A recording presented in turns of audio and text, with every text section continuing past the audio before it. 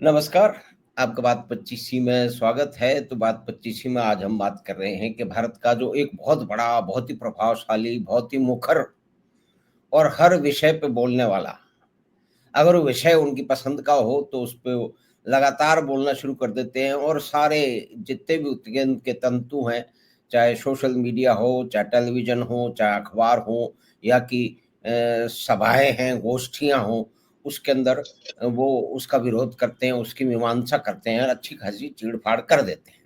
लेकिन देश में जो पिछले दिनों बंगाल के अंदर जो हिंसा का तांडव हो रहा है और दूसरी तरफ जैसे बंगाल से और के रोहिंग्या जो लोग हैं उनकी घुसपैठ हो रही है।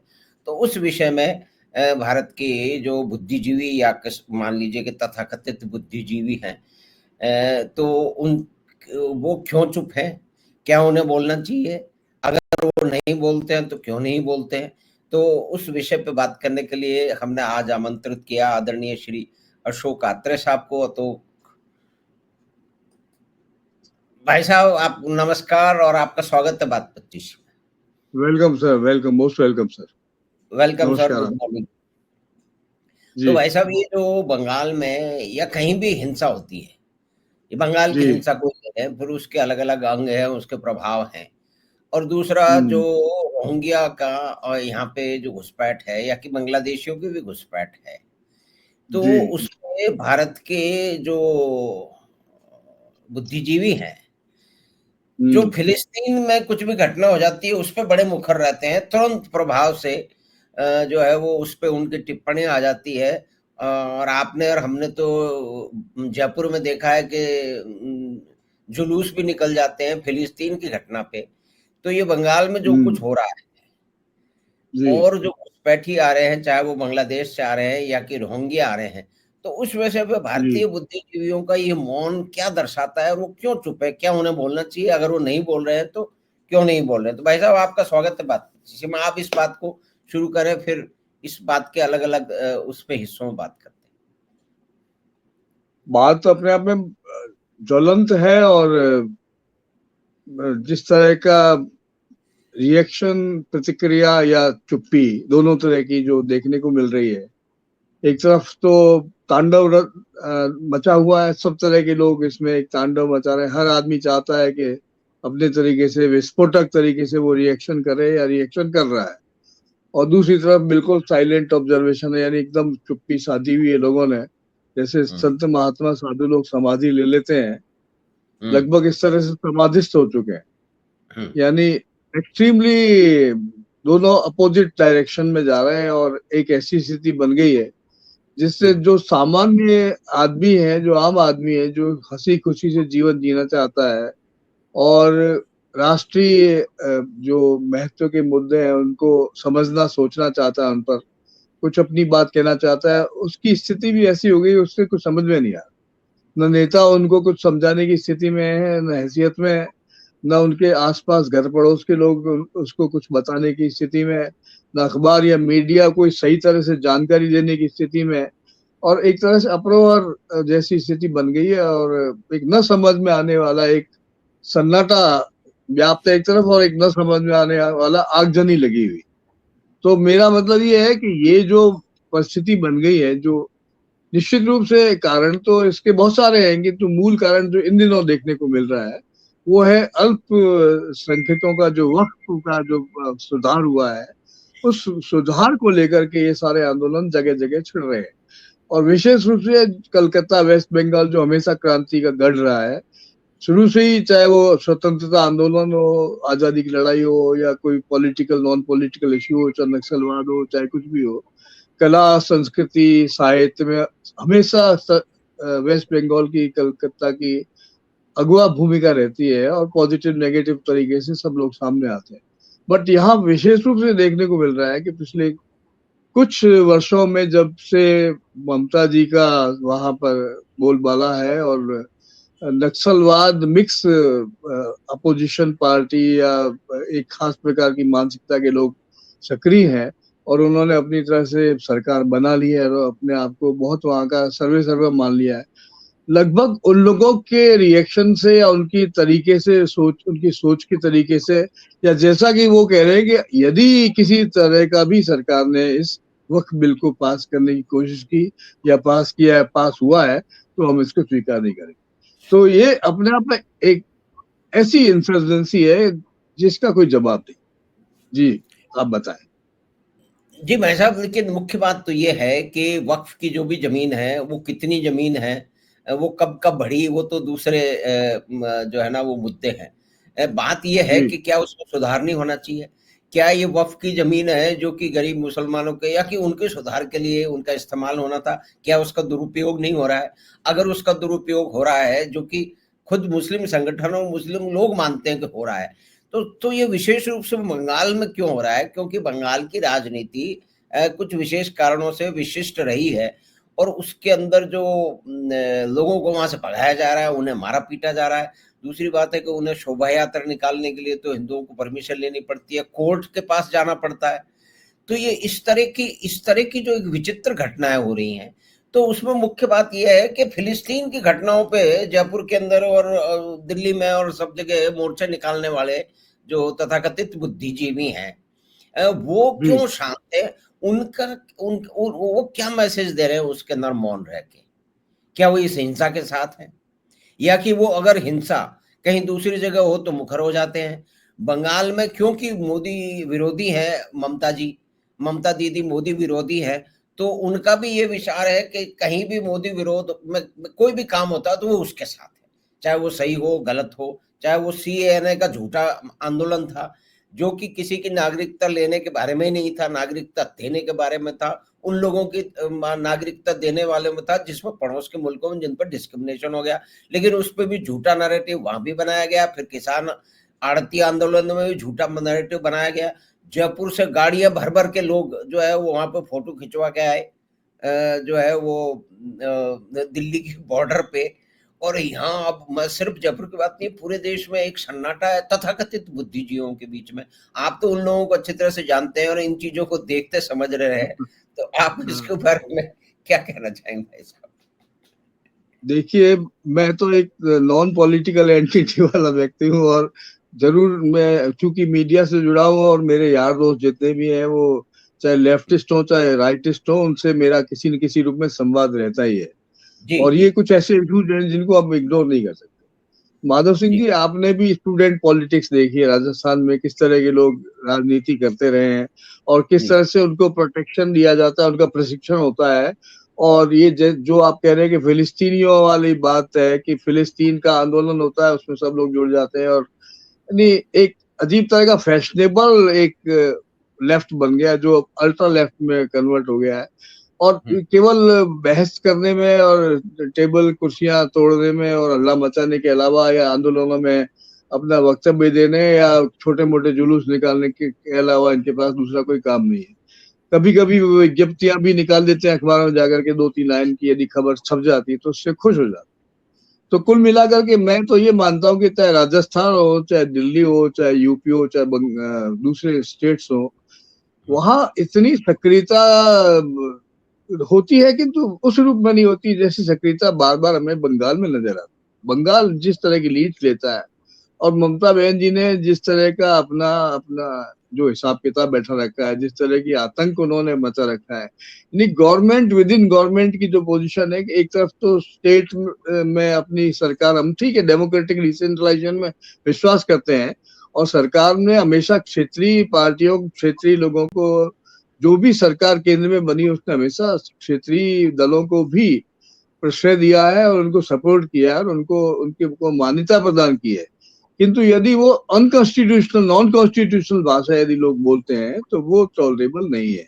और विशेष रूप से ममता बनर्जी ने पिछले दिनों जो अपने पार्टी का जो रूपरेखा बनाई है और जिस तरह से विरोध व्यक्त किया जा रहा है, वेस्ट बंगाल में मुर्शिदाबाद में जो घटनाएं हो रही हैं और लगातार आगजनी हो रही है, लोग अपना घर बार छोड़ करके और दूसरे जगह मालदा वगैरह में जाकर के छुप करके रहने लगे और पुलिस का प्रोटेक्शन चाहते हैं, और अल्टीमेटली केंद्र सरकार को सीआरपीएफ और दूसरी जो एजेंसीज उनको भेजना पड़ रहा है। तो ये जो आगजनी, लूट और खसोट और इस प्रकार की जो एक तरह से विद्रूप और विद्रोह की जो स्थिति बनी है, जो एंटी मोदी गवर्नमेंट है या बहुमत से बनी हुई सरकार के खिलाफ एक मैंडेट है जिसका कोई अर्थ नहीं होता है, तो ये मैंडेट न केवल दुर्भाग्यपूर्ण है बल्कि इस पर सवाल किए जाने चाहिए। जी, एक और बात है कि भाई साहब ये लोग जो है ना, ये प्रजातंत्र और संविधान की बड़ी बातें करते हैं, जी, लेकिन प्रजातंत्र में एक पार्टी चुन के आई गई है और वो सत्ता में है तो है, आपकी पसंद की बिल्कुल। नहीं है, तो ये तो प्रजातंत्र में आपकी पसंद की हमेशा पार्टी रहेगी, आपकी पसंद का परिवार हमेशा सत्ता में रहेगा, तो ये तो आवश्यक नहीं है। तो फिर प्रजातंत्र में इन लोगों का विश्वास कहाँ है, और संविधान में भी इनका कहाँ विश्वास है? भाई ये लोग भी जो उन्हीं के साथ है ना, जो कि संविधान की एक लाल चौपड़ी लेकर घूमते रहते हैं। बंगाल में संविधान का नरसंहार हो रहा है, वहाँ के जी, जो है वो उनके नागरिकों को मारा पीटा जा रहा है, एक विशेष समुदाय के को मारा पीटा जा रहा है। मालदा वो भाग के जा रहे हैं, लेकिन वहाँ भी वो सुरक्षित नहीं है। तो एक जनसंख्या के नाम पे जो पूरी की पूरी राजनीति बंगाल के अंदर पलट दी गई है, और क्योंकि वो सिर्फ मोदी विरोधी हैं, तो उस पे हमारे मतलब भारत का जो तथाकथित जो बुद्धिजीवी समाज है, तो फिर उनको तो बुद्धूजीवी करना कहना पड़ेगा कि वो वास्तविक के साथ नहीं है। उनका प्रजातंत्र में उनकी जो बातें वो झूठ है, संविधान में उनका तथाकथित विश्वास वो भी झूठ है। यानी कि उनके सामने जो अत्याचार है उस पर बोल नहीं सकते। फिलिस्तीन पे बोलने के लिए जो स्टैच्यू सर्कल पे जो है वो आह्वान पता नहीं हम कब से देखते आए। जी, ये बात तो उनकी बिल्कुल साफ व्यवस्था है। क्या है? उनकी व्यवस्था क्या है? ऐसा क्यों हो रहा है? मतलब व्यवस्था देखिए बहुत स्पष्ट है, जो साफ नजर आती है कि लोग, ज्यादातर लोग जो राजनीति में आते हैं वो या तो असफल, जो जीवन है असफल हो जाते हैं, वो पॉलिटिक्स में घुस जाते हैं किसी न किसी तरीके से और अपना रास्ता खोजने लगते हैं कि कहीं ना कहीं कोई रास्ता मिल जाए, अंधेरे में हाथ पैर मारते हैं, कोई रास्ता मिल जाता है तो उसके साथ ज्वाइन कर लेते हैं। तो ज्यादातर लोगों की नियति तो ये है कि न तो पॉलिटिकल प्रशिक्षण है, न पार्टी के साथ कोई लंबी भागीदारी है, न किसी तरह का पढ़ाई लिखाई से जुड़े हुए लोग हैं, किंतु ज्यादातर वही लोग राजनीति में आ रहे हैं जो भटके हुए लोग हैं। और स्पेशली यूथ जो है उसको बहुत जल्दी लगता है कि हमें कोई ऐसा रास्ता मिल जाएगा, तो स्टूडेंट्स को सबसे पहले पॉलिटिक्स जो है वो पकड़ती है। आपने देखा होगा कि कैच द यंग एक फार्मूला है पुराना, और उस फार्मूले के हिसाब से चाहे वामपंथी दलों की बात हो, राजनीति की बात हो, जो वेस्ट बंगाल में हो रही ज्यादा हो रही है, उड़ीसा में हो रही है, दिल्ली में देखने को मिल रही है, और तमाम प्रकार के आंदोलन, किसान आंदोलन में किसान है ही नहीं कहीं दूर दूर तक। आप देखिए दिल्ली में जो पिछली बार काम हुआ। जी, बताएं आप। तो किसान आंदोलन तो देखिए ऐसा है कि किसानों की जो पंजाब के अगर किसानों की बात की जाए, तो मैं तो पंजाब में पढ़ा हुआ हूँ, वहाँ के गांव जी, में शहरों में घुमा हुआ हूँ, और हमने हम्म, जो वहाँ पे जो आतंकवाद है उसको सिरे चढ़ते हुए देखा है उस समय पे। जी, तो उसके जो पंजाब के किसानों की या कि भारत के किसानों की जो बदहाली है, जो उनकी परेशानी है, उस पे सबसे अधिक अध्ययन किया है या छपे हैं अपने विशेष जी, कारणों से, वो है पी साईनाथ। पी साईनाथ अपनी किताबों में, अपने लेखों में लिख रहे हैं कि पंजाब के आड़तिए पंजाब के किसानों के दुश्मन है, उनके कारण ही वो जो है वो उनका जीवन नष्ट हो रहा है। लेकिन वो आड़ती आंदोलन के साथ खड़े हैं, वो कहते हैं कि एक क्रांति की नई शुरुआत हो गई है, अब क्रांति आ जाएगी, अब देश बदल जाएगा, अब किसानों का राज आ जाएगा। मतलब ये जो डबल स्टैंडर्ड है, ये क्या है? मतलब उसी की प्रतिध्वनि हम अपने आसपास देखते हैं। एग्जैक्टली ये एक ऐसा बुद्धिजीवियों का तबका है जो काल्पनिक तरीके से परिवर्तन की बातें करता है और सोचता है। आप देखिए, एक तरफ पी साईनाथ की बात करते हैं तो वो बुद्धिजीवियों का और लेफ्टिस्ट लोगों का एक बड़ा बड़ा थिंक टैंक अपने आप में माना जाता है, और लोग उसको, उसके बोलने को वो पसंद भी करते हैं, वो लॉजिकल बातें भी करता है, किंतु फैक्ट्स फिगर्स जो जितने भी होते हैं वो लॉजिकल नहीं होते, उनके फैक्ट्स सारे के सारे नकली होते हैं, आरोपित होते हैं। महाराष्ट्र में देखिए आपने, की बात करें तो वहां पर किसानों की हत्या की, आत्महत्या की बात जुड़ गई उससे। दिल्ली में किसानों की कुछ अलग तरह की बात जुड़ गई। राजस्थान के किसानों का किसी से कोई लेना देना नहीं है। तो इस तरह से किसानों को भी हमने इस तरह बांट लिया कि किसान भी भारतीय किसान एक रूप में नजर नहीं आ रहा है। जैसे लेफ्ट के में डिवीजन हो गए, राजनीति में डिवीजन हो गए, उसी तरह से किसानों में भी, छात्रों में भी, मुसलमानों भी अब डिवीजन हो रहे हैं, और डिवीजन की डिविजिव पॉलिटिक्स हमारे हावी होती जा रही है। जी सर। तो इसी बात में जैसे पंजाब की बात और हमें आड़ती आंदोलन जिसे कल किसान आंदोलन कह के प्रचारित किया गया, और उसके लिए मतलब 13, 15, 16 महीने तक दिल्ली की सड़कों को जाम करके रख दिया गया। बिल्कुल बिल्कुल। जी जी।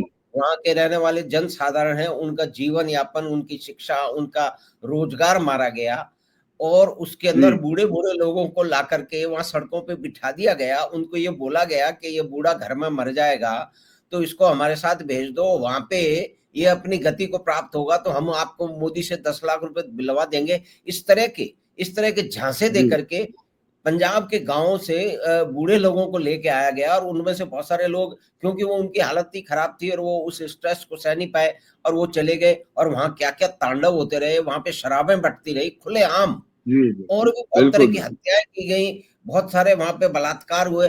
तो उस पे ये सारे बुद्धिजीवी चुप थे। क्यों? क्योंकि वो मोदी, मतलब मोदी का विरोध करना क्या इनका मुख्य ध्येय। और फिर पंजाब की जहां तक बात है, आप और हम बीकानेर से आते हैं, बीकानेर के सारे कैंसर के अस्पताल और गंगानगर के आसपास के सारे कैंसर के अस्पताल के लिए सारे के सारे एक कैंसर ट्रेन चलती है भाई साहब, आपको याद होगा, बठिंडा से बिल्कुल। बीकानेर।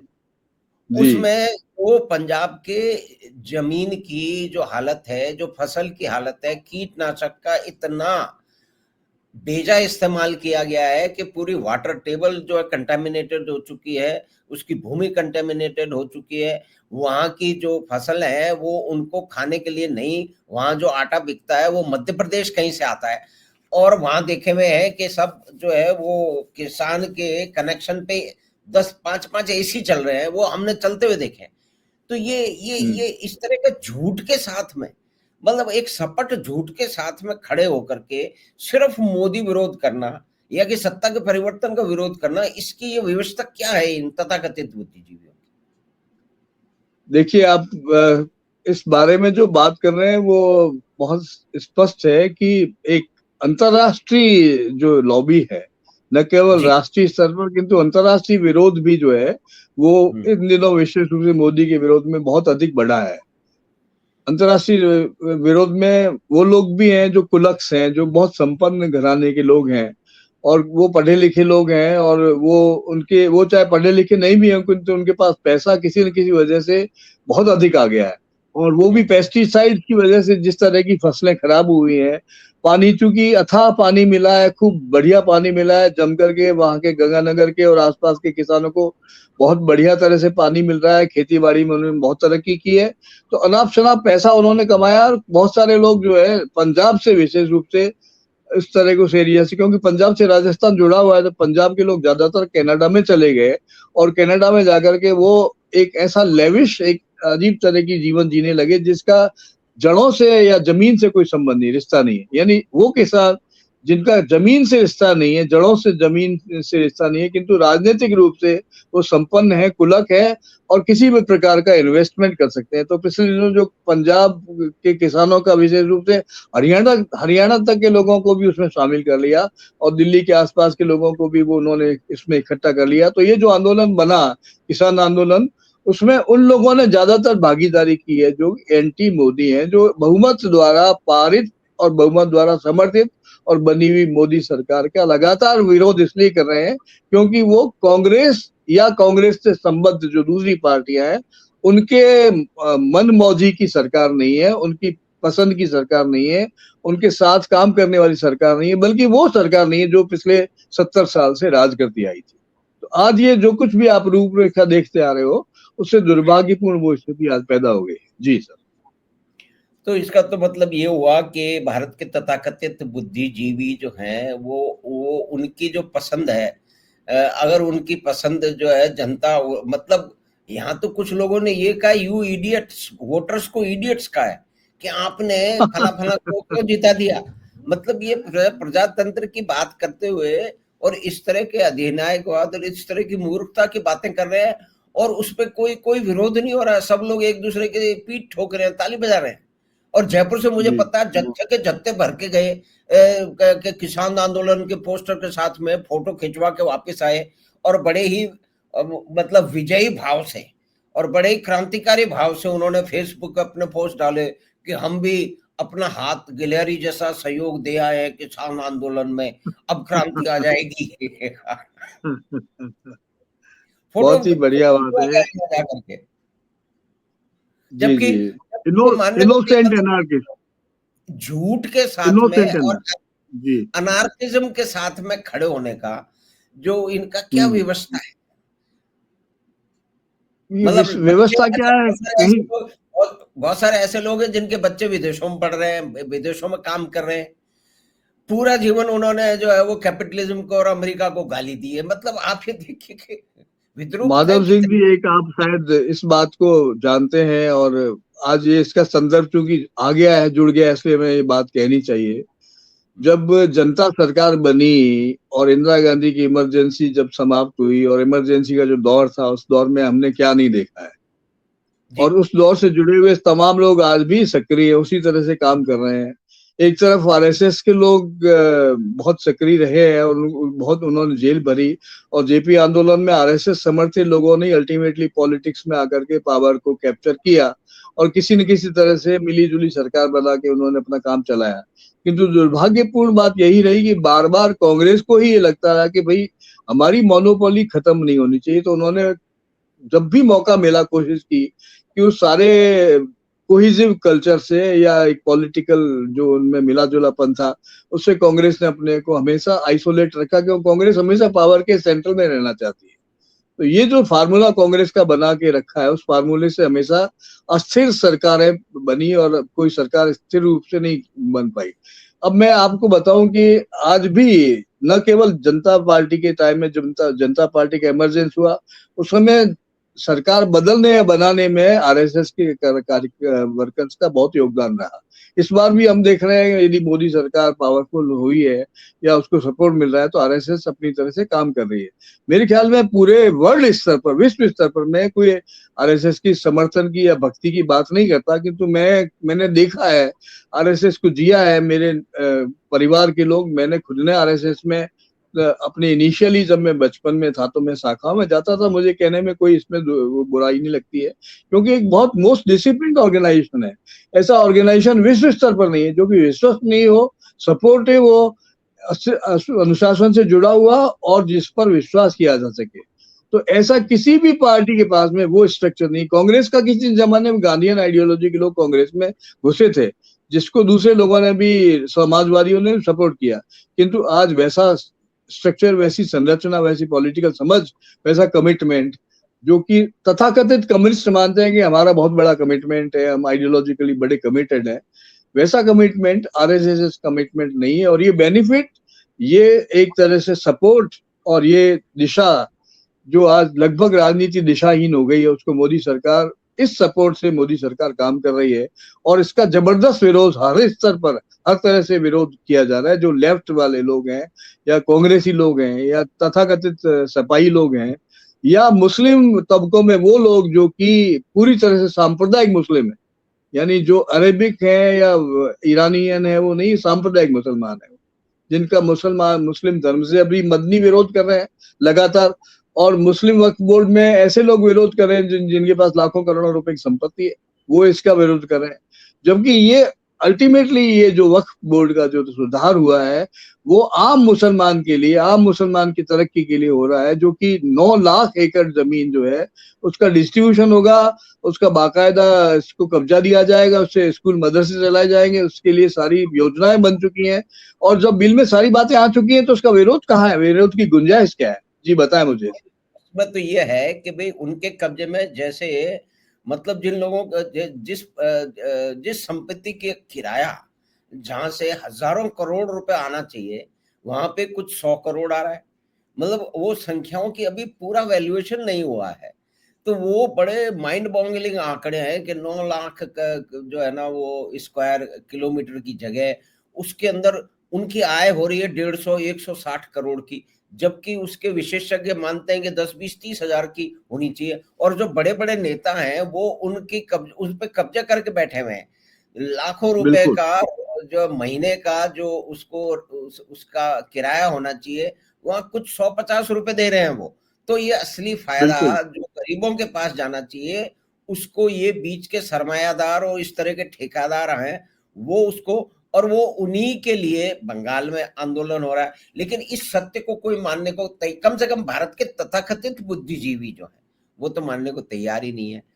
तो भाई साहब, आपका बहुत बहुत धन्यवाद कि आपने इस क्लिष्ट विषय में, इस गूढ़ विषय में, जो कि हमारे जो तथाकथित बुद्धिजीवी समाज की परिस्थितियों को उजागर करता है कि उनको सिर्फ राजनीतिक विरोध करना है, उनको सिर्फ जी, विचारधाराई स्तर पे विरोध करना है, वास्तविकता को और सत्यता को मानना नहीं है।